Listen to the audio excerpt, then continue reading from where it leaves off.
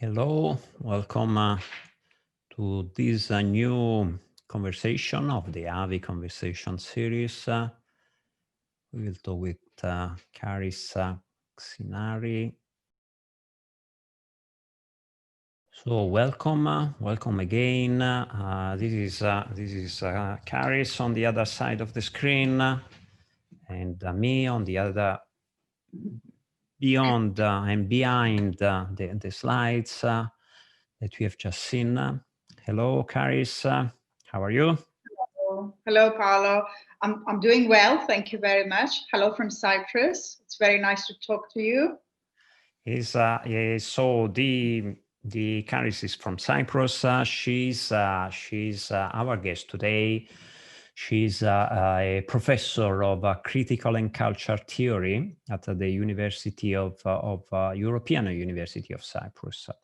And you have done work a lot in media-related aspects, including media literacy recently, and you focus a lot on gender identity. We have met indeed the last time in Cyprus or in Lisbon, maybe, or possibly in Brussels. Don't remember anymore. And the reason why we were meeting is that you are also the coordinator of Media Coach Europe. That is something that we are doing together. Maybe we will talk about it a little bit about training people to become media literacy teachers, coach. So I have to remind people that they have the possibility here on Zoom live or on Facebook to ask questions. If it's on Zoom, please use the section and answer that is available. Very briefly, you know that this is a space, an opportunity that we have to offer in order to reflect about media literacy related issues that are many these days. Indeed, they are all important. Sometimes we go a bit deeper on certain things. Sometimes we just touch upon. We see how the conversation is going today with you, Charis. So you are in Cyprus. Is it sunny over there? How is it? It was actually stormy today, which is strange, but it is mid-November, so we are quite thankful that it was raining. Your mid-November is probably better on average than our mid-July. Perspective. Is one thinking about maybe one of the things that we can discuss a bit later is indeed the differences that there is within Europe about Mediterranean countries, approaches, culture, and complexities. We tend is to talk as Europe as one. Obviously, there are many common things, but certain things are different, especially for when we come also to the projects that involve a number of countries. So shall we start with that? Do you agree to tell us a bit about this project? How can people become media literate coaches? What is it exactly? Yes, absolutely. Well, thank you very much for this opportunity, Paolo, because I do love talking about this project. It is a very exciting development for the European South, I believe, especially for countries like Cyprus that score very low on media literacy levels. You know this very well because EAVI has conducted relevant research, and unfortunately, Cyprus does score quite low, which is why this project is a necessity for a country such as Cyprus, as well as the other participants in this project. These countries include Portugal, Greece, Romania, and Bulgaria, in addition to Cyprus. And what we really aim to do is to improve media literacy levels among young people. And we aim to do this through the development of a pool of media literate professionals. And we're looking for young professionals or even older professionals who work with youth, be it in schools, so in formal education, or in informal contexts, such as youth centers or libraries or museums.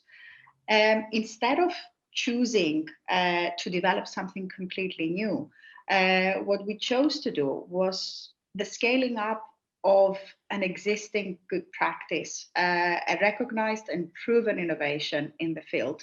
And that is, of course, the Dutch Media Coach initiative. And I understand that you've had Lisbeth Hope as part of this conversation, the wonderful Lisbeth Hope and Bamber Delver, who have been our partners in this project and have helped us a lot to understand about how this program ran in the Netherlands. So effectively, this is a replication of the Dutch National Media Coach program, a program which has demonstrable results. We have quantitative and qualitative evidence as to the success. Can I interrupt you for a second, Charis? So is because it's maybe other people that will listen to this conversation later on or now could be interested in having some of your suggestions. So essentially, you have seen that the Dutch were very successful in training media coach people that then found a job in libraries, in schools, here and there.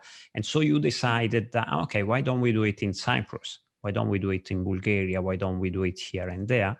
And you have chosen the countries based on the fact that the countries that you have mentioned, they don't score very high in media literacy levels for whatever it means, because you know that this is quite a controversial issue, is how and whether certain countries they are more media literate than others.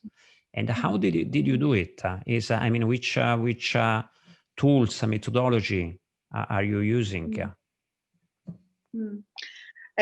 Obviously, we had to develop our own approach to our countries, and in order to adopt this particular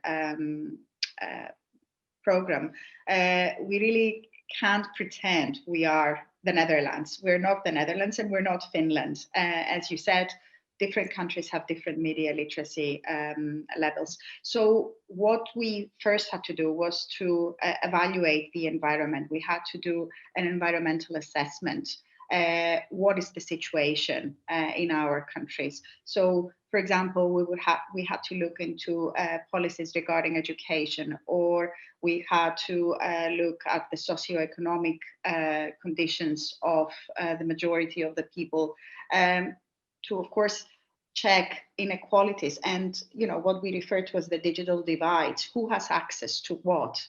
And of course, the picture of the European South is very different to that of the Netherlands. For example, in the Netherlands, graduates of this program had very successful careers because they were employed as media coaches. But for our context, it's different. So you need to find different approaches in order to work through the system, with the system, in order to promote this particular type of coaching. And also it has to do with how coaching is viewed in different contexts, right? Yeah, I think indeed there are differences in between Finland and Cyprus. Not necessarily. For certain things, obviously, certain things goes better in here or there, but they should be quite proud of. I include myself. So to belong from wherever we belong. But indeed, the approach is different. No, in order to be effective, no, so you start describing the status quo, whether exists a policy that is promoting media literacy or not, whether media education was taught in schools or not, which was not the case, I suppose, in Cyprus, isn't it? Well, Cyprus did have some foundations, but media literacy is not taught in schools, and it's not taught in schools in any of the 5 adopting countries. People know about media literacy in some cases, such as in the case of Cyprus. There have been other projects that the state has participated in through the ministries, for example, but still it is not established as a lesson. It is not part of the curriculum.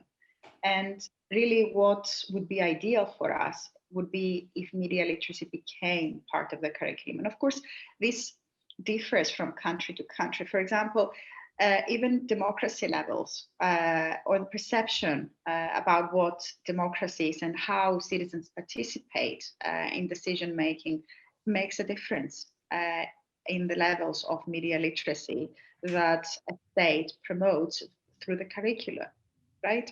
So it was an important issue for us to go and examine what the current situation is, whether our teachers, for example, know about media literacy, what the ministry has done in relation to that. And we've been fortunate in Cyprus because we've had the support of the Cyprus Pedagogical Institute. They are also our partners in this program, helping us to implement, promote and implement this project among school teachers. And this is very important for us. Did you notice, are there significant differences in between the partners that are participating? I mean, is there a difference between Romania and Bulgaria or Greece or Portugal? Is it the case? Each has his own reality?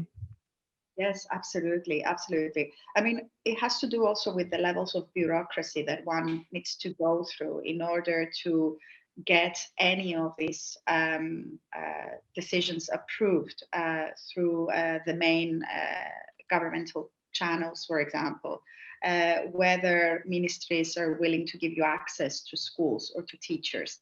And yes, we have found that Romania, for example, is a very different case to Cyprus. There are great similarities.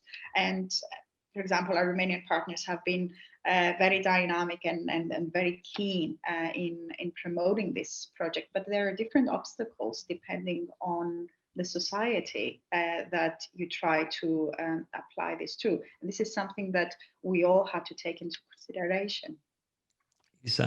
Still, you have applied or you try to apply the same methodology. No? How does it work exactly? Is you put people together in a room or you select participants? How does it work in concrete terms? Yes, well, indeed, these days we cannot put any 2 people in a room together, as you know. That's true, absolutely. Not even 2.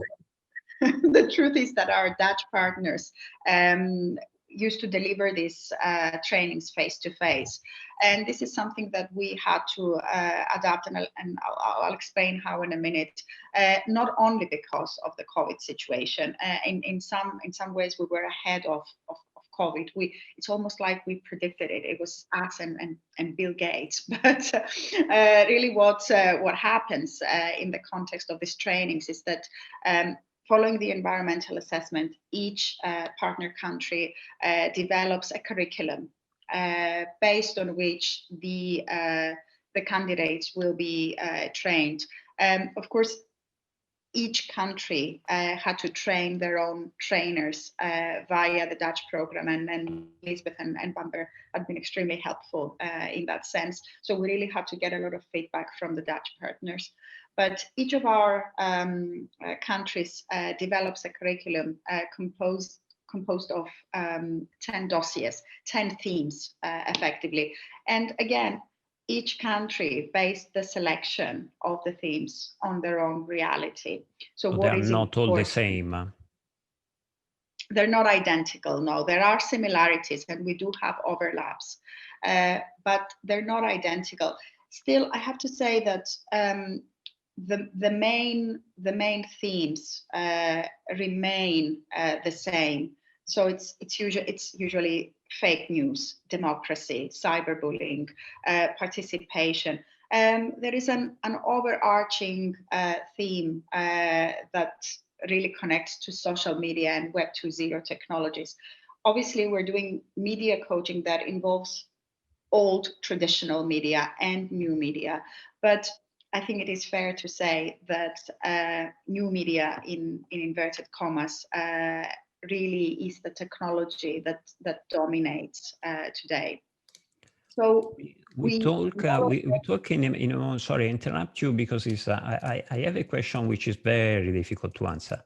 I just ask you now because you were talking about a different culture and social background and inequalities. The question is whether you think that media education can help decreasing the prejudgments between a Greek and Turkish Cyprus. So is it's quite a political one, and for people that don't know, Cyprus is a bit split it in two, isn't it?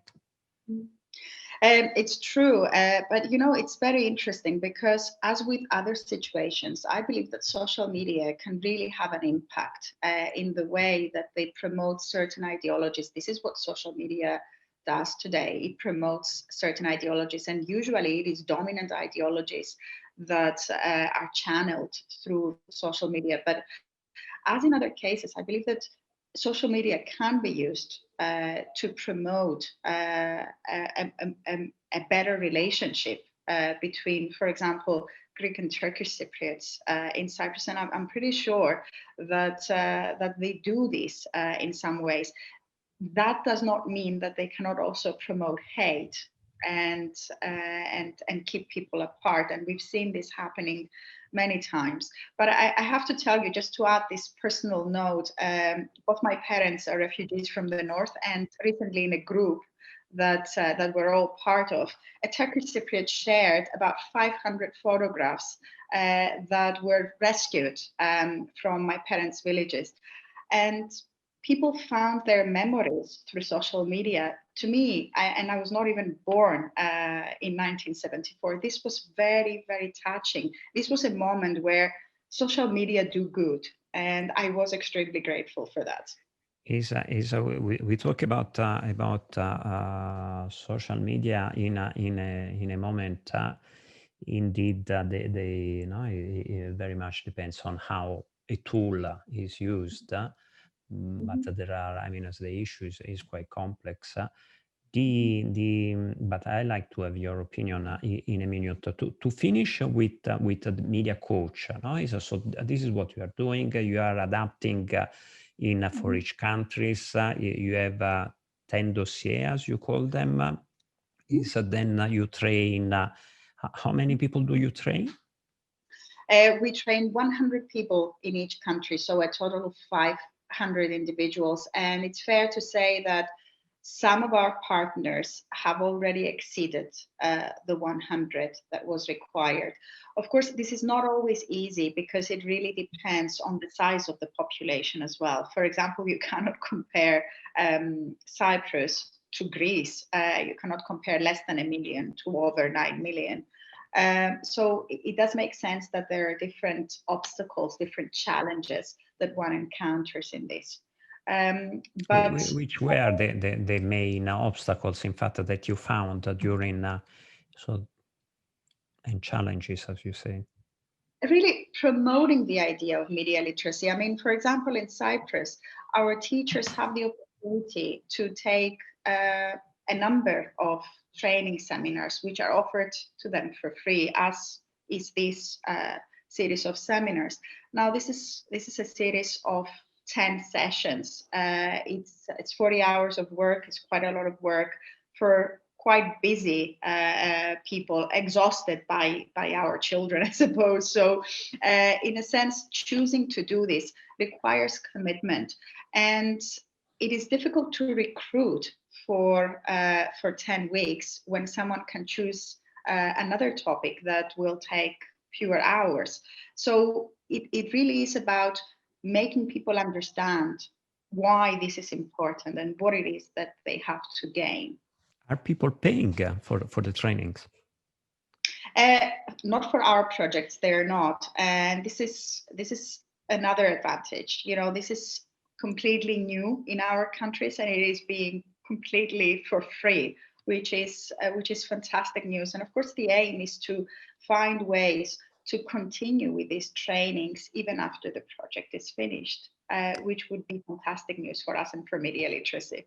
Yeah, I mean, it's quite a service, no, for participants that they have training for free of high quality, internationally informed, and they can use it, I mean, to say the least, for within, not to place it in their CV, but obviously it's likely that that opportunities also to work would arise as well. So it's in Italian we have a saying that is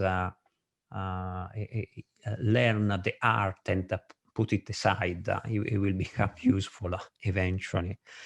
In Italian it rhymes. It doesn't in English, but it's Have exactly the same saying in Greek, you should know. And it also rhymes. Okay. So you see, yeah, we are not in the end. We have our own culture and languages, but many things are in common, including the wisdom of people somehow. You were.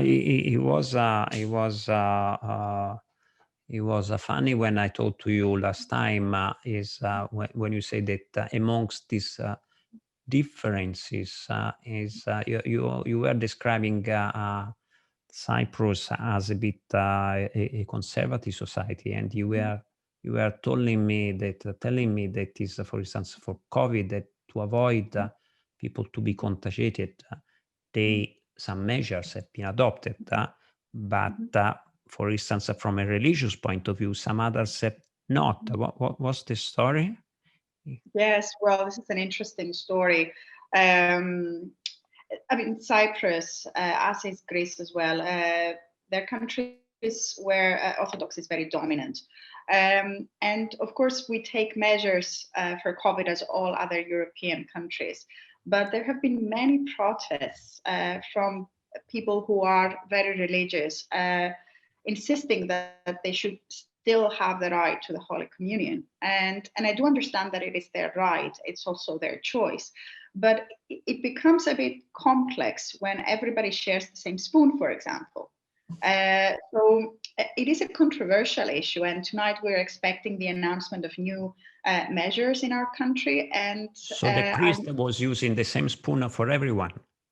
Yes, this is how we do Holy Communion. It's sharing the blood and body of Jesus with the community, which would have been fine in other times, but I think it's a very precarious thing to do under the circumstances.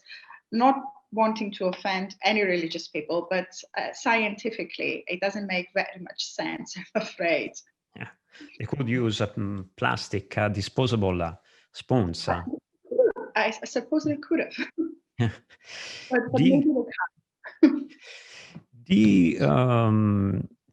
Let's go back. Let's go back a bit on some of the issues that you have mentioned, and congratulations for coordinating this project, which is successful so far, and bound to be successful because these people even more nowadays that we are all online and dealing with media. You were mentioning, and your students or the participants to this training about good things about social media. Indeed, there are many. Not only is the pictures that you were mentioning before, and memories, and connecting with each other. And indeed, these days we want this technology to be here. No, is to connect. Is about people and grandparents that are far away. This same conversation that I'm having with you is allowed by technology, but technology is evolving in also and use for commercial and political reasons, for actors to make money or to gain power. Is how you see it? Is which balance? Yeah. What is there awareness of this within your students? Thank you very much for this question, because I think this is the question that we should be asking about the use of technology today. And I'm really glad to see how this is becoming a popular, or has been popularized as a topic of conversation through television platforms such as Netflix, for example. I mean, the filming and the promotion of Social Dilemma.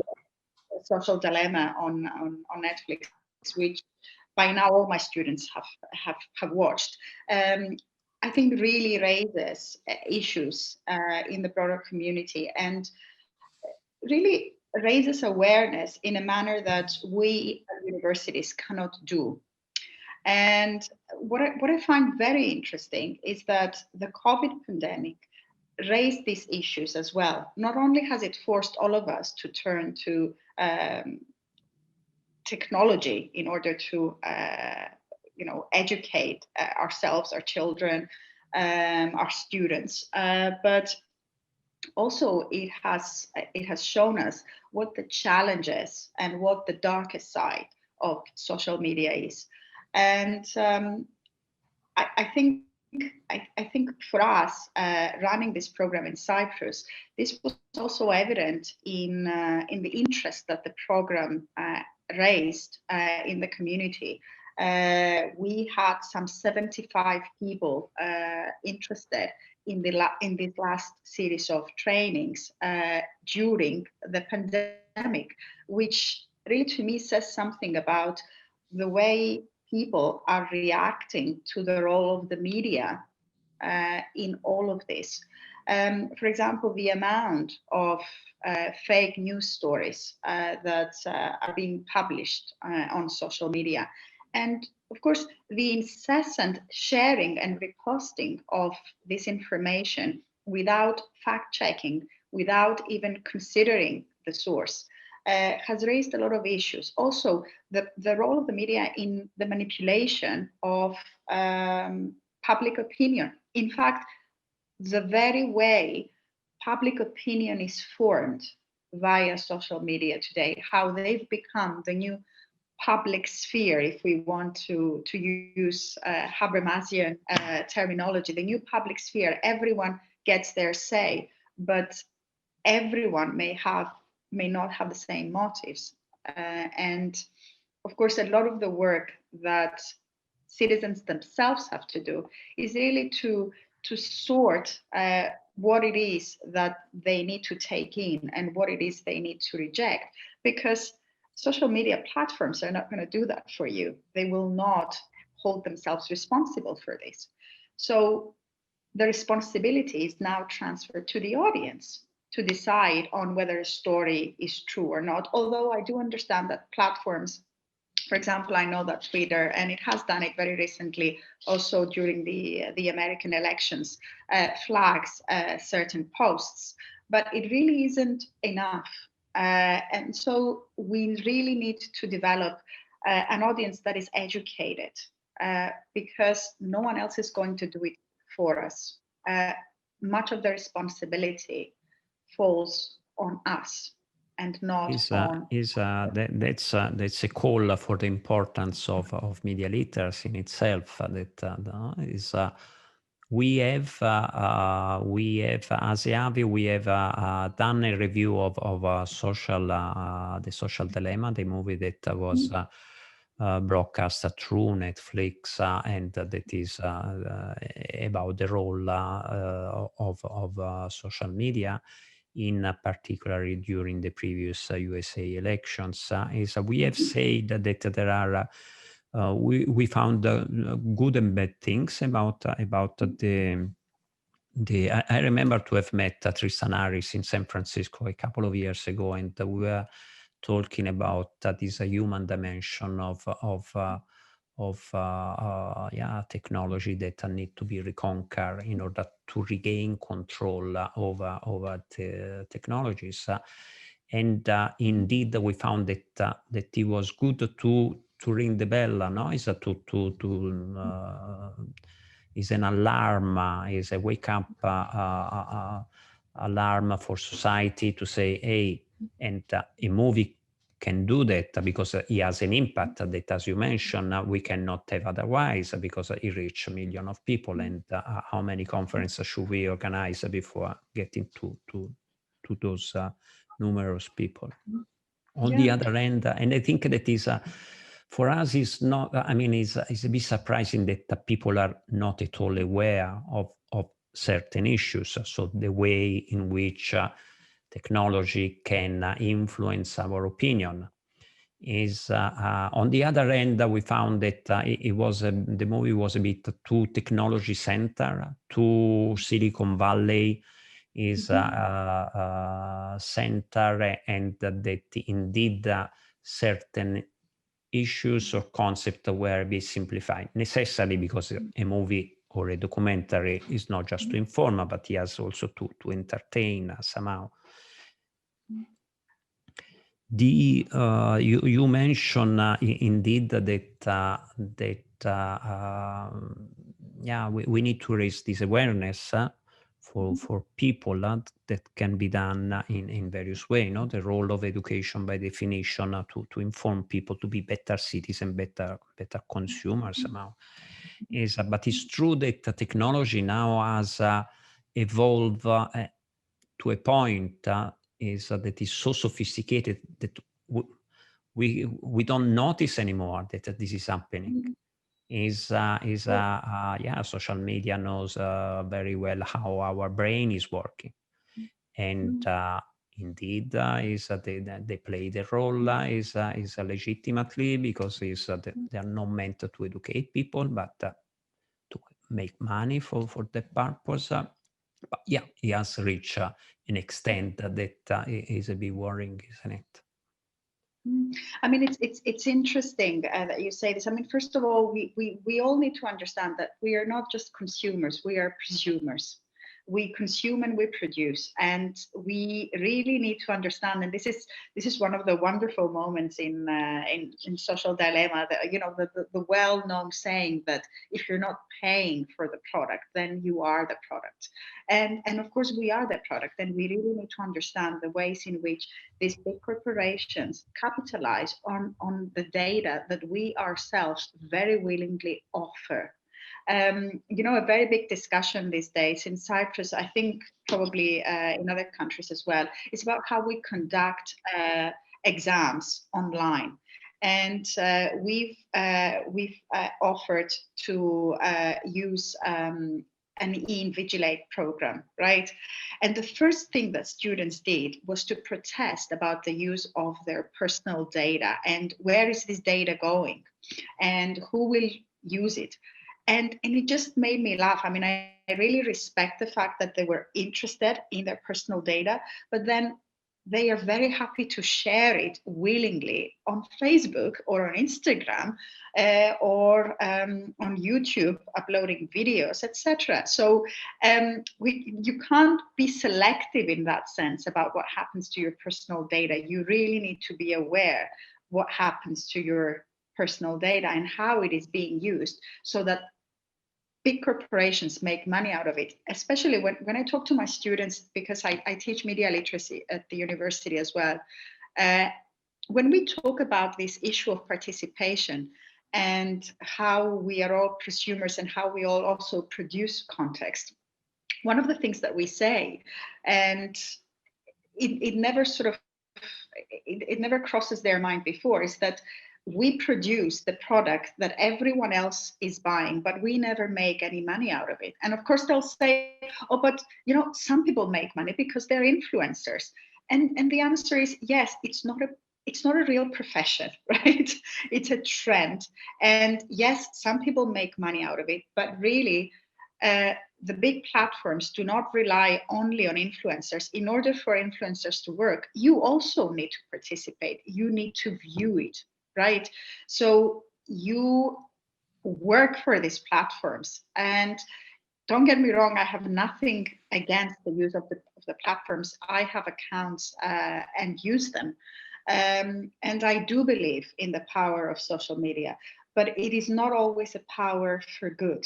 There is a darker side to it. I think documentaries such as The Social Dilemma do reveal that to an extent.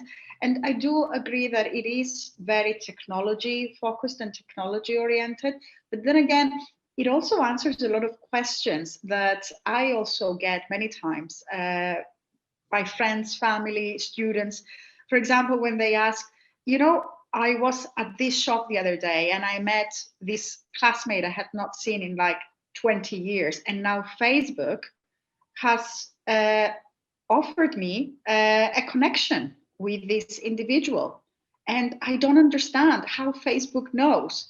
And the answer is Facebook knows everything, because Facebook knows where you've been, okay? And you have volunteered this information. Sometimes knowingly, other times without realizing, because we all press accept when it comes to anything. I mean, can anyone say honestly that they've ever read terms and conditions? Personally, I don't because I don't have time to read like 100 pages of terms and conditions. And it's as simple as that. I think recently there is a consensus about introducing some regulations which would be welcome by everyone. It is very, very difficult because it's a global world, and many. I mean, it is very complicated because it's from tax point of view, the country of origin, and if it is the language and how can sanctions be applied and so forth. I appreciate that the European Commission recently is taking initiative in this sense because all of a sudden they realize that democracy is at stake. We were discussing yesterday with Renate Schröder about the responsibility of institution and the fact that we could otherwise soon be in a post-democracy era. And yeah, indeed, I would say from my perspective that is, and many of the things that you've mentioned, they do apply also to traditional media, and media pluralism, media concentration is fair competition and so forth. The propaganda has always existed, but yeah, nowadays the fact that they can tailor and is to each individual is a bit scary. We don't even get remunerated. We don't give the permission. We don't know that is happening. It's changing. I think that also from some social media they are showing. You mentioned before Twitter is but also Facebook is deleting a lot of fake accounts and but it is a very complicated thing. Which doesn't mean that we should not act. The solution has to be as complex as the problem, but we'll have to get there. From you mentioned about the users. So what? No? So what can we do? And this raise of awareness, this capacity of here we say at EAVI that to pay attention to distractions is to be aware that I am there on Instagram, on TikTok, and is an hour that I'm there is am I happy about it, satisfied or not? Am I consuming my time or not? This is also, regardless of the media, a capacity that one has to develop is the most important thing as an individual, is to be able to pay attention to things, to see or to see details is an exercise that is very important, but is a life skill and not easy, because those technology are designed, in fact, for the opposite, to distract us. Is the attention economy and so forth. I'm glad that you and many people are contributing to raise this awareness. People don't know much. Is even many policymakers, they underestimate the power of media.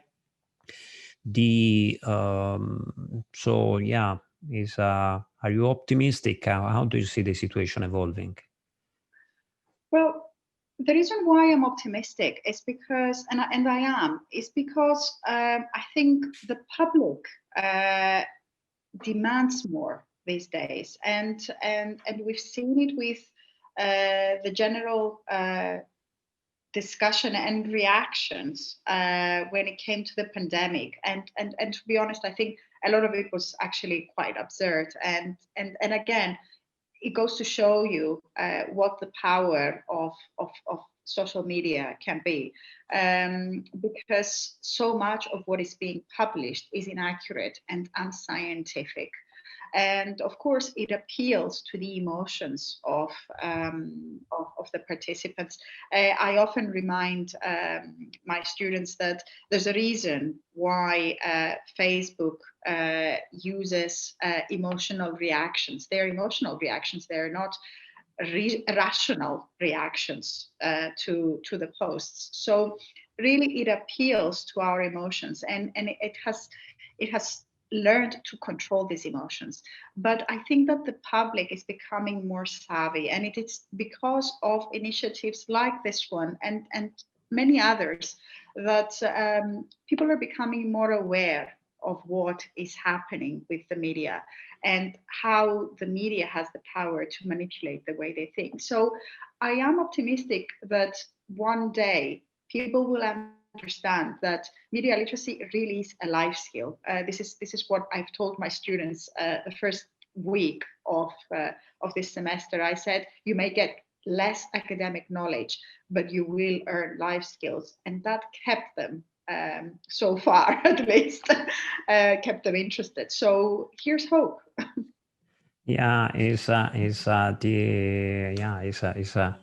The attention as the process to become aware, no? And then is a virtue that you can spend in all the domain of life. Somebody was asking, in one of the questions that I've seen before, I don't read it because I don't find it, but exactly I think the concept was on whether your students or participants to the project, are they becoming agents in turn? Do you see that they embed this skill so that in turn they go back to their family and this awareness multiply, or not really? How is happening?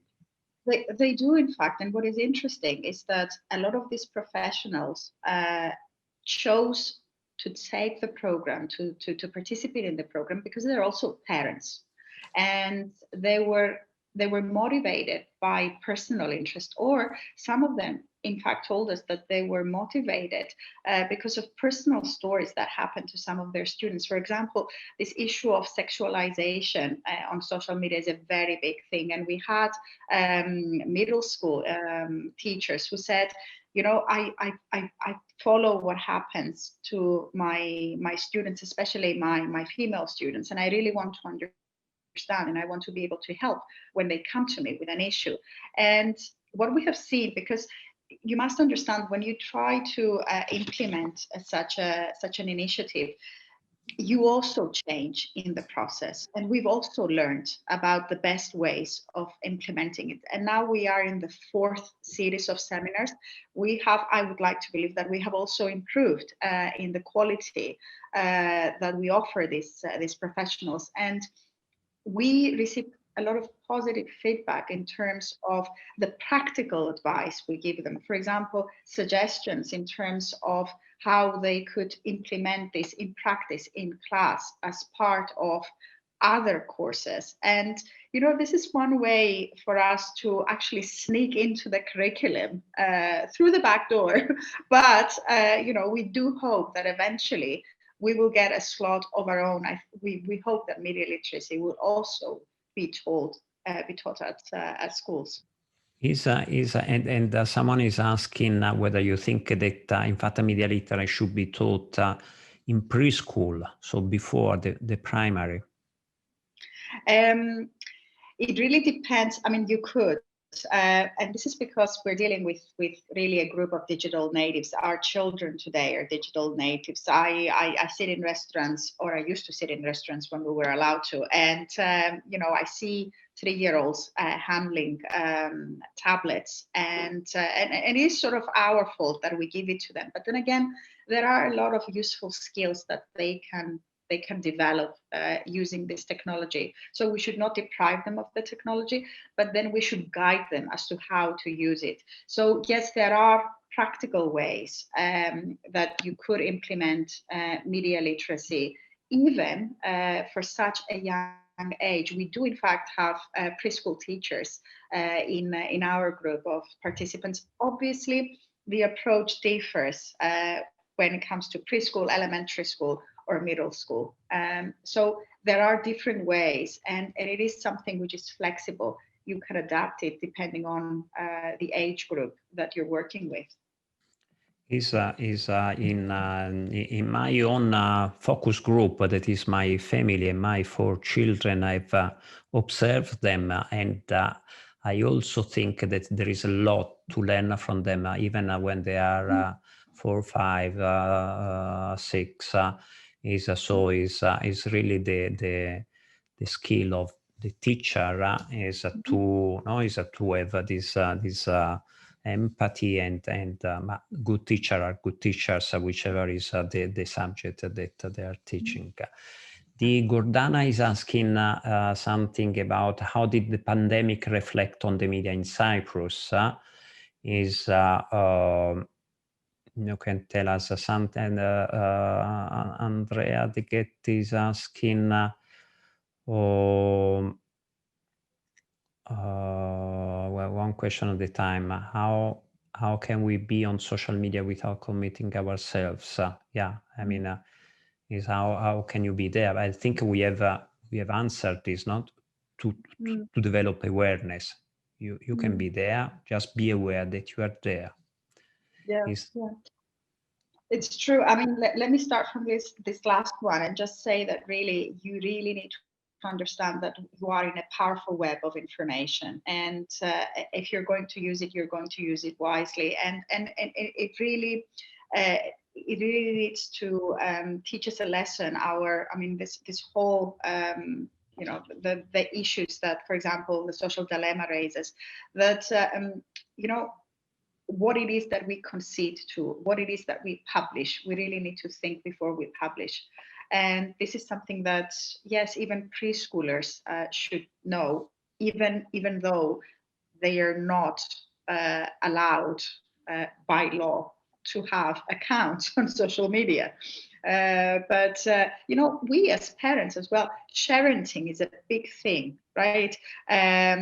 Parents just sharing information about their children online and sharing uncritically. Yes, we're proud of our children, but really we owe it to our children to filter for their own good, for their own benefit, to filter what we share online, which concerns them. So yes, it is a very difficult balance, to be honest, and I do understand, and this is something that I'm also struggling with. Every time I want to post a photo, I think about this. I just interrupt you for a comment on this. Is recalling the conversation that we have had with Sonia Livingston the other day, in which she was suggesting us 3 tips for a parent is to be to be aware of what the children are coming across, is the context within which this content is offered, and the connections that are made through that. Again, observing, guiding from behind. I would say my uncle, when I was asking him how to educate my children, he was saying, well, you should be behind them but see where they are going.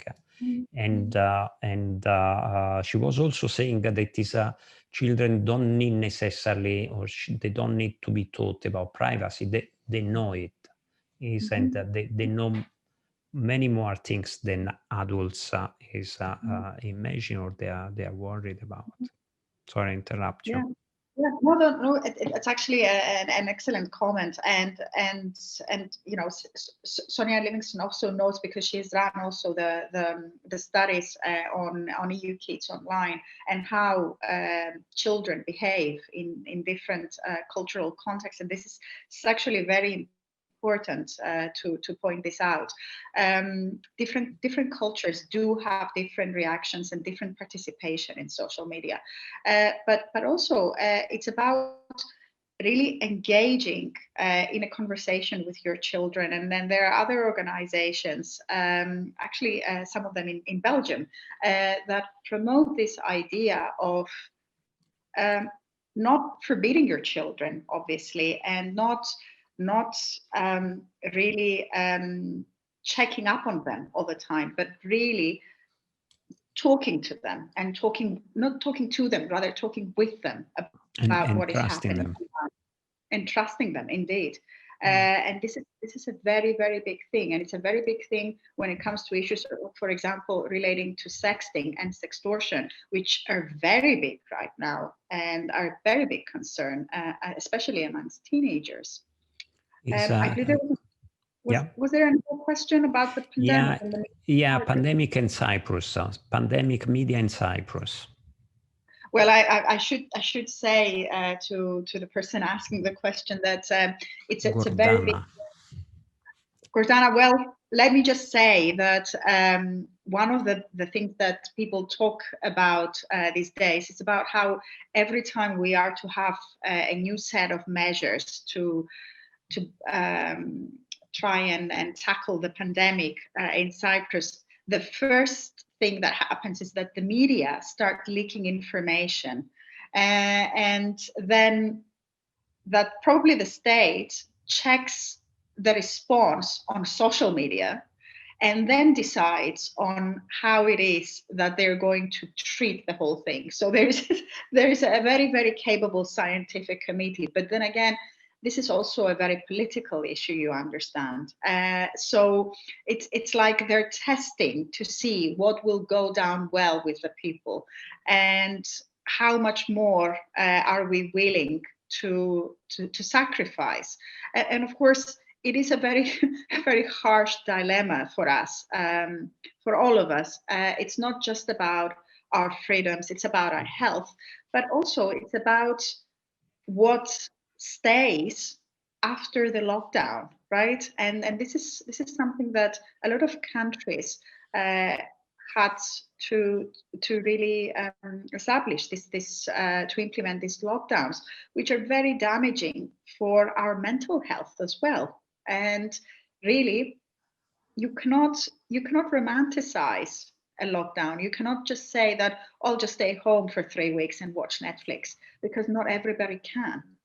So it's interesting how the media has dealt with it, because we've had these campaigns, you know, stay at home, stay safe, but not everybody can afford to stay at home. And in fact, not everybody is safe staying at home. And this is another thing that we need to consider. But the media have, of course, played an important role in popularizing this notion of staying safe. Yeah, is a very good points that you raise. Indeed, not everybody is safe staying at home. Is also is the quality of certain politicians is recognized by the fact that they don't necessarily say what would please people, but the majority of them, you are right, they check how their decision would be taken by the people. I mean, somebody that is no, is a good politician should do the best in the best interest of people, regardless or not whether they understand it. No, is immediately. And certain things they don't have to be popular to be right.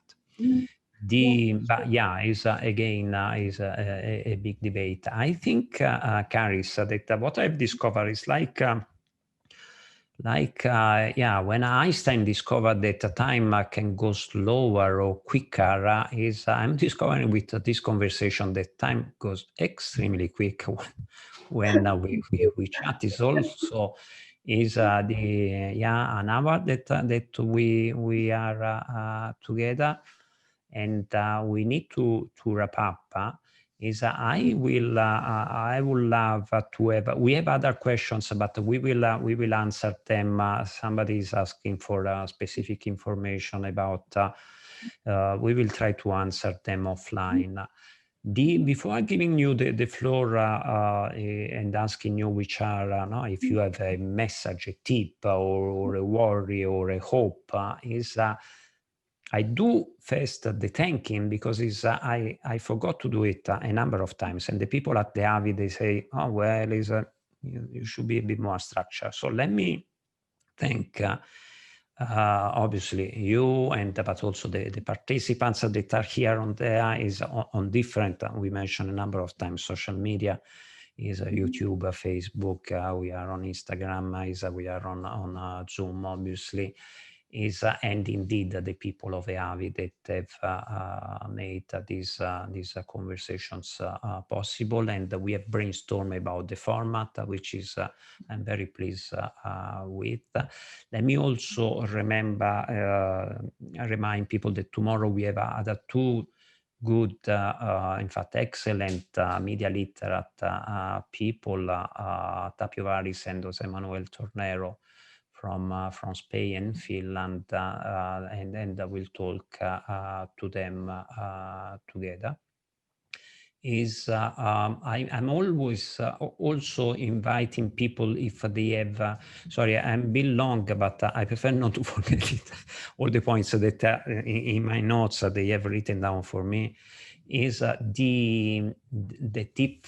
If you, the participants, have suggestions of people that we should invite for a conversation, please do so. Or as well send us your feedback about how we can improve.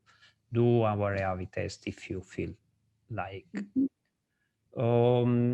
Charis, again, what should we conclude with? Well, let us conclude with something hopeful. Let us not talk about fears. Let us talk about hopes. And let us just say that with more and more of us being interested in media literacy, that soon, also because of this really unprecedented and really difficult circumstances, which force us to use technology even more, let us hope that something good will come out of it. Let us hope that we will convince people that media literacy is important, and that we will push media literacy in the curricula, in the school curricula. It is a fundamental life skill. There is no way going back. So instead of trying to prevent young people from using technology, let us help them, empower them to use it wisely, so that they have a balance in terms of using technology. So let us end with this sort of hopeful vision of the world.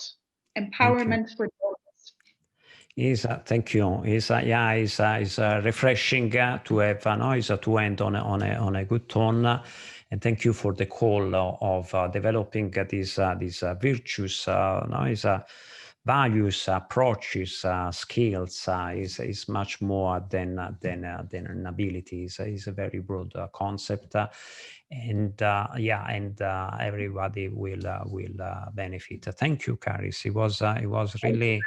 Nice. I think that Laura is showing now the your contacts if and indeed is social media, Facebook and Instagram is if they want to get in touch with you. And thank you very much. We will stay in touch and have a good. Somebody is asking and wishing have a good day or a week or have a good life. Let's be generous.